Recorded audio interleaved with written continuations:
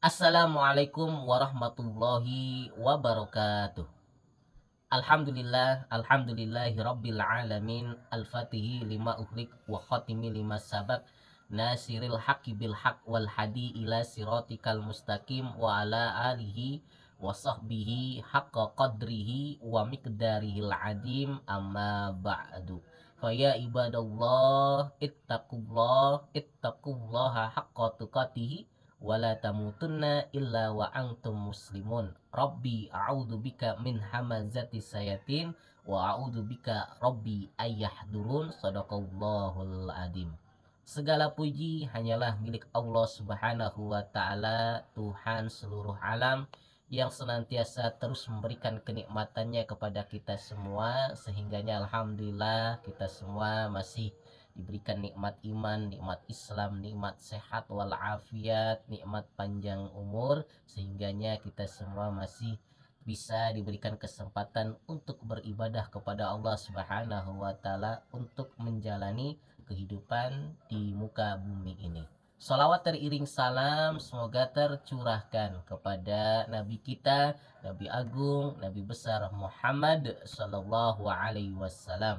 Semoga kita semua termasuk umat-umat beliau yang akan mendapatkan syafaatnya. Amin, amin ya rabbal alamin. Sahabatku yang dimuliakan oleh Allah Subhanahu wa taala, perlu kita ketahui bersama-sama bahwasanya setiap kemaksiatan yang kita lakukan dalam kehidupan kita di dunia ini pasti ada sisi negatif atau kerugian yang akan menimpa diri kita, bahkan bisa merugikan terhadap orang-orang yang ada di sekitar kita. Sekali lagi Al-Fakir tekankan bahwasanya setiap kemaksiatan yang kita lakukan dalam kehidupan kita di muka bumi ini pasti ada sisi negatif atau kerugian yang akan kita rasakan, dan bahkan bisa dirasakan kerugiannya oleh orang-orang yang ada di sekitar kita. Makanya kita harus berusaha menahan diri kita, menahan hawa nafsu kita, jangan sampai kita melakukan kemaksiatan. Maksiat itu apa sih? Ya, yang namanya maksiat itu adalah semua perkara-perkara atau hal-hal yang dilarang atau yang sudah diharamkan oleh Allah Subhanahu wa taala. Contoh, berzina itu merupakan maksiat yang dilarang oleh Allah Subhanahu wa taala. Makanya untuk menghindari zina, maka dianjurkan kalau seorang muslim laki-laki dan perempuan sudah dewasa, maka dianjurkan untuk menikah. Tujuannya apa? Tujuannya agar terhindar dari perbuatan-perbuatan zina. Bukan hanya zina memasukkan alat kelamin laki-laki dan perempuan saja, tetapi zina itu bisa dilakukan dengan pendekatan orang-orang yang bukan muhrimnya, seperti orang pacaran, sentuh-sentuhan, peluk-pelukan, cium-ciuman di luar pernikahan atau bukan muhrimnya. Itu namanya maksiat. Orang yang onani, orang yang mengeluarkan sperma dengan sengaja atau bahasa kasarnya adalah ngocok, itu juga maksiat, dan itu juga efeknya akan negatif terhadap orang yang melakukan onani tersebut. Kemudian contoh lagi yang namanya maksiat seperti mencuri. Mencuri itu juga maksiat, pasti ada efek negatif yang akan dirasakan oleh pelakunya. Korupsi itu adalah pencurian yang luar biasa, jangan dianggap sepele. Itu pun sama, merupakan hal negatif, hal maksiat yang harus ditinggalkan. Jangan sampai kita mencuri, jangan sampai kita korupsi. Apalagi yang disebut dengan maksiat, ya, maksiat itu seperti minum minuman air keras, itu juga maksiat. Efek negatifnya banyak bagi orang-orang yang suka minuman air keras, mengonsumsi narkoba itu juga maksiat dan itu dilarang. Bahkan di negara sendiri dihukum, dunia sendiri dihukum, pemerintah sendiri, yang namanya minuman air keras, ya, cium, miras dan lain sebagainya, dan kemudian narkoba dengan berbagai macam mereknya yang bisa memabukkan itu dilarang. Karena apa?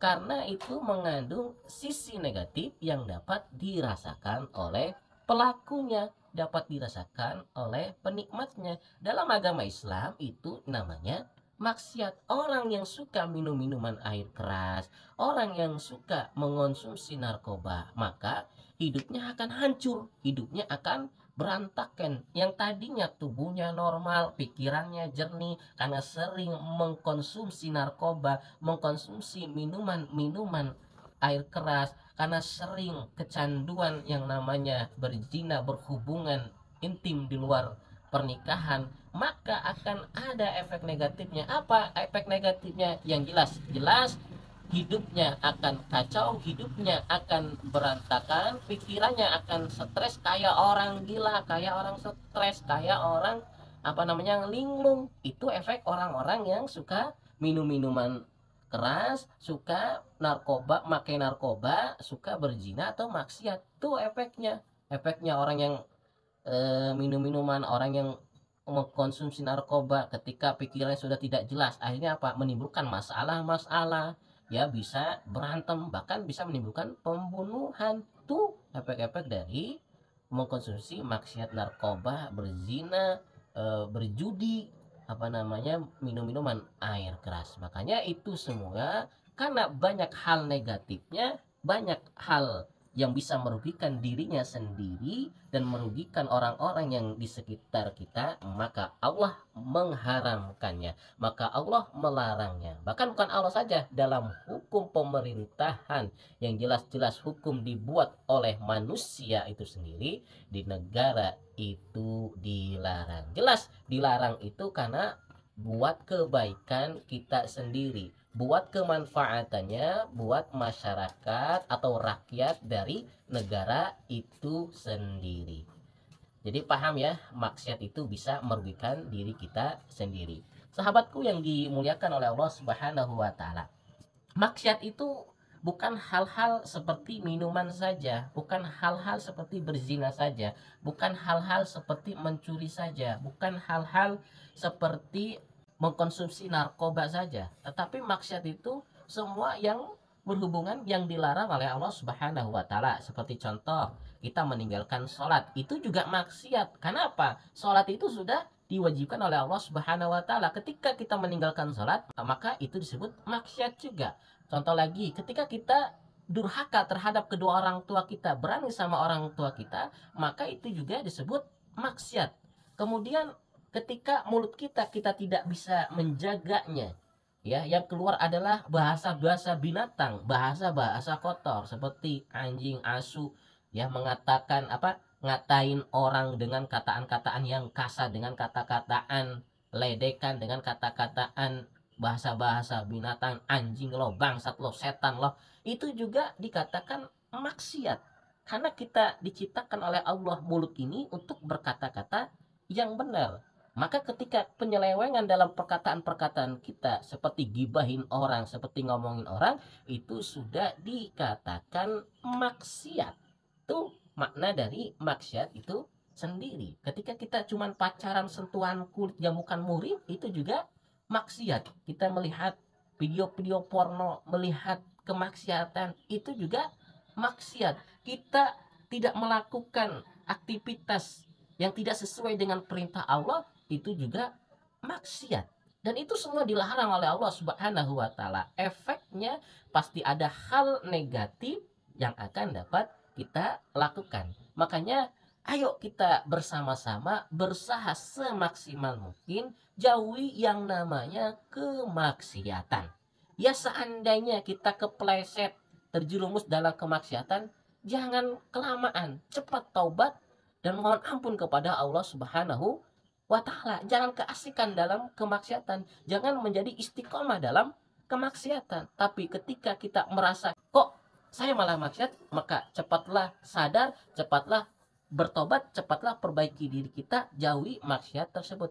Tuh yang harus kita lakukan. Kita ya harus sadar diri, kita itu adalah manusia. Manusia itu tempatnya lupa dan salah. Tetapi ingat, ketika kita melakukan kesalahan, ketika kita lalai, ketika kita lupa, maka bersegeralah bertobat kepada Allah Subhanahu wa taala. Ketika kita melakukan kemaksiatan karena memang kelalaian kita, kehilapan kita, maka bersegeralah untuk bertobat kepada Allah Subhanahu wa taala. Insya Allah kalau kita bertobat kepada Allah, hal-hal yang negatif yang seharusnya ada efek dari kemaksiatan yang kita lakukan, maka Allah akan mencegahnya. Maka Allah tidak akan memberikan hal negatif tersebut kepada diri kita. Kenapa? Kita segera bertobat mohon ampun kepada Allah Subhanahu wa taala. Sahabatku yang dimuliakan oleh Allah Subhanahu wa taala. Makanya kan rumusan kehidupan kita di dunia itu adalah setiap perintah Allah yang Allah wajibkan kepada diri kita itu pasti ada nilai kebaikan, kemanfaatan kepada diri kita. Begitupun sebaliknya, setiap larangan, setiap kemaksiatan yang Allah larang kepada kita, yang Allah haramkan kepada kita, seandainya kita jauhi, seandainya kita tinggalkan, maka manfaatnya pasti ada kemanfaatan yang dapat kita peroleh. Itu konsep dalam menjalani kehidupan di dunia ini. Makanya kalau kita melakukan kemaksiatan, ya memang ada efeknya kepada diri kita, kepada pelakunya. Makanya Allah itu melarang diri kita itu, mengharamkan sesuatu kepada diri kita itu, agar kita tinggalkan, itu pasti ada manfaat kepada diri kita. Dan seandainya itu dilakukan oleh diri kita, maka ada hal negatif yang akan terjadi kepada diri kita. Makanya Allah larang, makanya Allah peringatkan dalam Al-Quran, dalam hadisnya Nabi Muhammad SAW. Seperti contoh, ketika Allah larang diri kita untuk makanan-makanan yang haram, makanan-makanan seperti babi, itu kenapa dilarang? Seperti makanan anjing, seperti makanan-makanan yang jelas di dalam ilmu fikih itu dilarang, itu pasti ada hal yang negatif. Contoh, kalau kita mengkonsumsi, memakan daging-daging babi, itu yang efeknya yang akan kita rasakan karena sering makan daging babi, maka penyakit-penyakit yang akan terjadi dalam tubuh kita. Itu yang harus kita perhatikan. Kan dalam daging babi itu ada semacam cacing-cacing pita, yang itu semua kalau kita mengkonsumsi bisa merusak tubuh kita, bisa merusak, menggerogoti tubuh kita. Itu harus perhatikan. Kemudian salah satu lagi contoh yang dilarang oleh Allah Subhanahu wa taala dalam bab ibadah. Ketika Allah perintahkan diri kita untuk sholat, maka efeknya, manfaatnya yang akan kita peroleh adalah hidup kita akan tenang, hidup kita akan bahagia, dan tentunya setiap sholat yang kita lakukan, kita akan mendapatkan pahala, dan kelak di yaumil akhir nanti, kita akan dimasukkan ke dalam surganya Allah Subhanahu wa taala. Tetapi sebaliknya, ketika kita melakukan kemaksiatan berupa meninggalkan sholat fardu yang telah Allah berikan, perintahkan kepada kita, maka efek negatifnya adalah hidup kita akan dipenuhi dengan kekejian, hidup kita akan dipenuhi dalam kemungkaran, dan tentunya di akhirat nanti kita akan dibelangsakkan, dimasukkan ke dalam neraka. Karena syarat masuk pertama untuk ke dalam surganya Allah Subhanahu wa taala, amalan yang pertama yang akan dipertanyakan, yang akan ditanggungjawabkan adalah amalan sholat. Maka kalau kita nggak sholat, ninggalin sholat seenaknya dewe, ya mau dapat surga gimana? Sedangkan syarat pertama masuk surga itu adalah melakukan sholat. Tuh salah satu kemanfaatan Allah melarang diri kita untuk meninggalkan sholat. Itu harus diperhatikan. Begitu sama perintah puasa, jangan puasa, itu ada manfaatnya atau ada efeknya yang dapat kita rasakan. Termasuk perbuatan zina. Orang yang suka zina, ya ganti-ganti pasangan di luar pernikahan, itu ada efeknya. Orang yang suka berzina, ya dihukum di dunia, bahkan nanti dihukum di akhirat. Dihukum dunia seperti apa ya? Tuh orang-orang yang suka berzina, efeknya adalah dia akan terkena penyakit HIV. Dan penyakit HIV itu sampai sekarang belum ada obatnya. Atau penyakit AIDS itu belum ada obatnya. Tuh, harus diperhatikan. Dan begitu pun orang berzina akan merugikan dirinya sendiri. Bagi perempuan kalau bunting dua nikah, malunya luar biasa. Dan efeknya kepada orang-orang yang ada di sekitarnya. Orang tuanya menjadi malu, keluarganya menjadi malu. Efek apa? Akibat apa? Akibat orang zina. Nanti kalau anaknya sudah lahir, ya, nanti tidak akan diakui sebagai walinya. Bapaknya tidak bisa dilakukan sebagai walinya. Itu efek dari apa namanya? Orang yang berzina. Bahkan nanti anaknya disebut anak haram. Nah, itu kan pengaruh terhadap anaknya. Anaknya nggak berdosa, yang berdosa orang tuanya. Jadi ketimbal efek dari kemaksiatan yang dilakukan oleh orang tuanya. Makanya ayolah hati-hati, jangan pernah melakukan kemaksiatan. Karena apa? Karena kemaksiatan itu ada sisi negatif yang dapat kita rasakan, kita peroleh dari setiap kemaksiatan yang kita lakukan. Makanya ayo kita sama-sama jauhi yang namanya kemaksiatan semaksimal mungkin. Sahabatku yang dimuliakan oleh Allah Subhanahu wa taala. Kemudian Allah Subhanahu wa taala berfirman di dalam Quran surat Toha ayat yang ke-123 dan 124 yang berbunyi a'udzubillahi minasyaitonirrajim bismillahirrahmanirrahim famanittaba'a hudaya fala yadhillu wala yasqa, yang artinya barang siapa mengikuti petunjukku dan tidak akan sesat dan tidak akan tercela. Jadi ketahuilah barang siapa mengikuti petunjukku, dia tidak akan sesat dan tidak akan tercela. Artinya apa? Di sini udah jelas nih.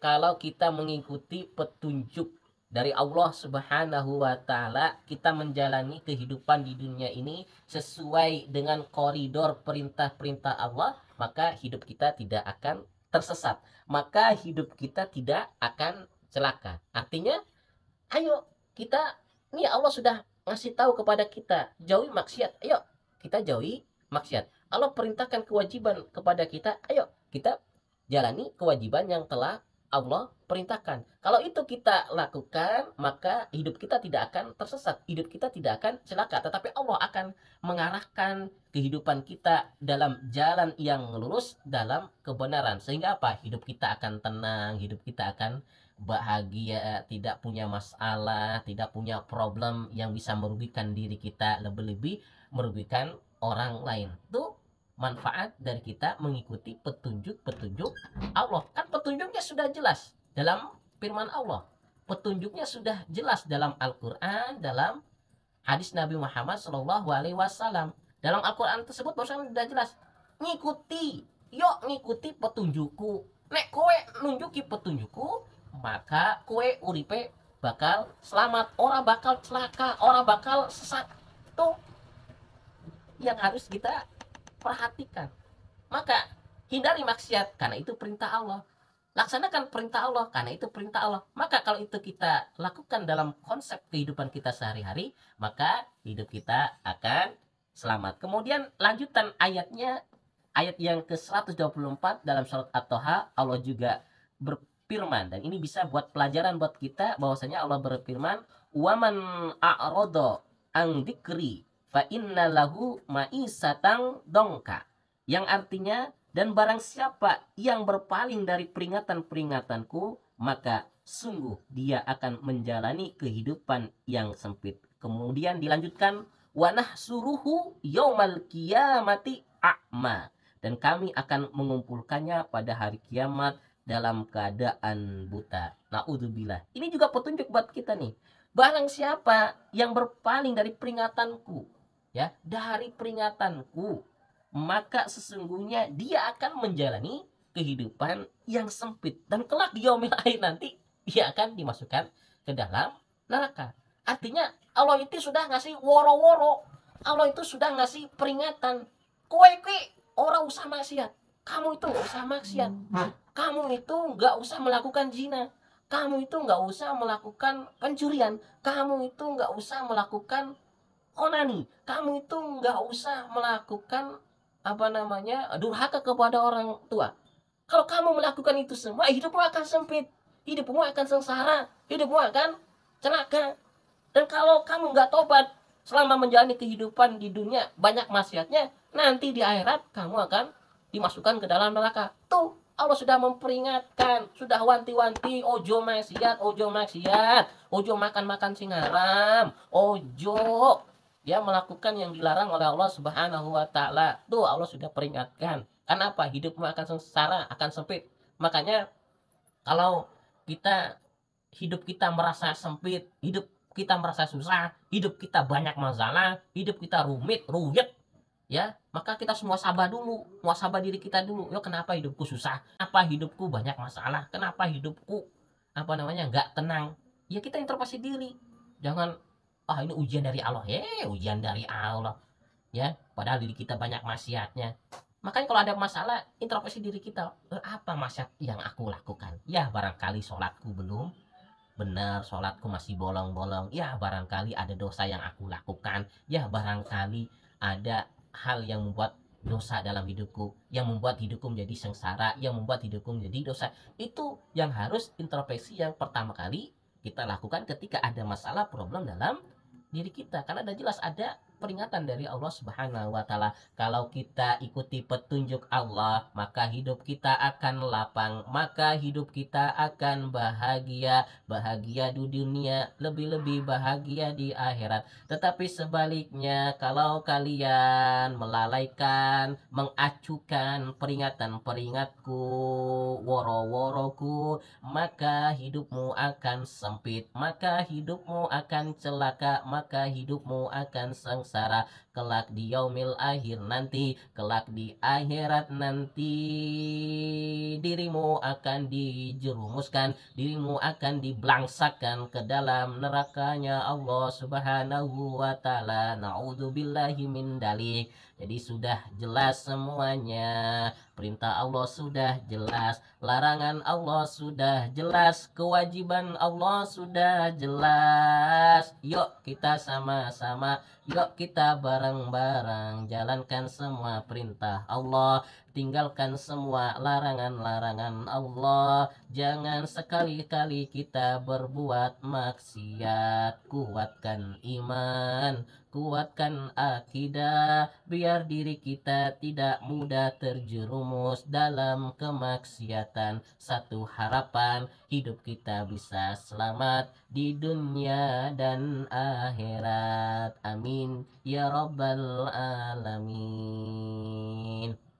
Mungkin itu ya penjelasan yang dapat Al-Fakir sampaikan. Intinya, yuk, ini sebagai peringatan buat Al-Fakir pribadi, dan ini nasihat buat semuanya yang melihat video ini, buat kaum muslimin semuanya.